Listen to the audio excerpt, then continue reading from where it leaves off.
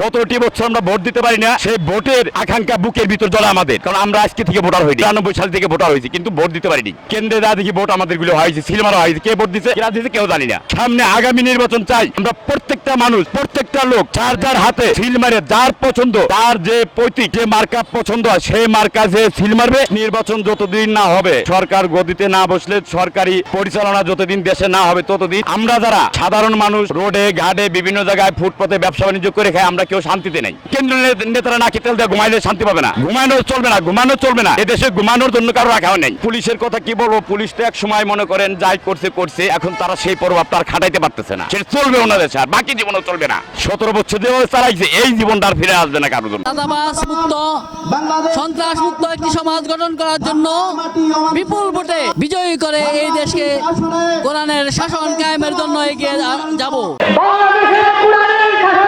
করতে চাই আমরা সংসদে আইন প্রণয়নের আলো ঘরে ঘরে চালো, এই স্লোগান দিয়ে সারা বাংলাদেশে আমরা আল্লাহর আইনকে কায়েম করতে চাই।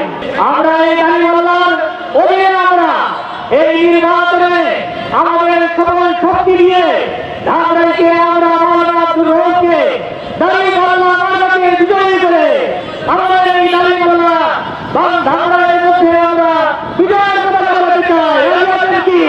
আগামী জাতীয় নির্বাচনে যদি সুস্থ অবাধ সুস্থ নিরপেক্ষ নির্বাচন হয়, অবশ্য জনগণ আমি বিশ্বাস করি আওয়ামী লীগকে চায়। বিএনপি আসলে সন্ত্রাস, চাঁদাবাজি, বিভিন্ন জিনিসের দ্রব্যমূল্য অনেক কিছু কমে যাবে, সাধারণ মানুষের জন্য অনেক ভালো কাজ করবে তারা।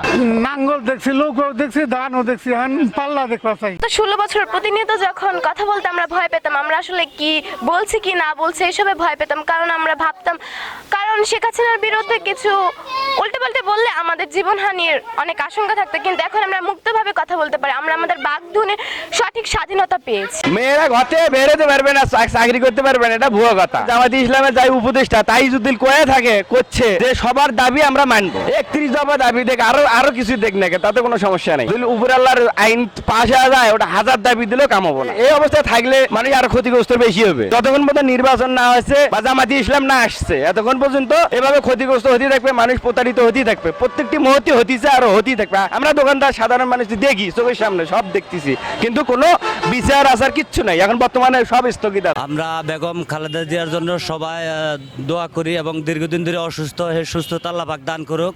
আজকে জুমার নামাজ পড়েও সবাই তার জন্য দোয়া করা হয়েছে এবং আল্লাহ পাক যেন তারে সুস্থ করে, আমরা সবাই তার জন্য দোয়া করছি আজকে ইনশাল্লাহ। তবে ধামরাই এই নমিনেশনের ব্যাপারে আমরা আলহাজ তমির শাহের জন্য দোয়া করি যেন উনি পায়। দীর্ঘদিন ধরে উনি দলের সাথে জড়িত আছে, কষ্ট কালাস করতেছে, ওনাকে যেমন দেওয়া হয়, দিলে খুব সুন্দরভাবে ধামরাই ইনশাল্লাহ আশা করি ভালো চলবো বা ভালো চালাতে পারবো।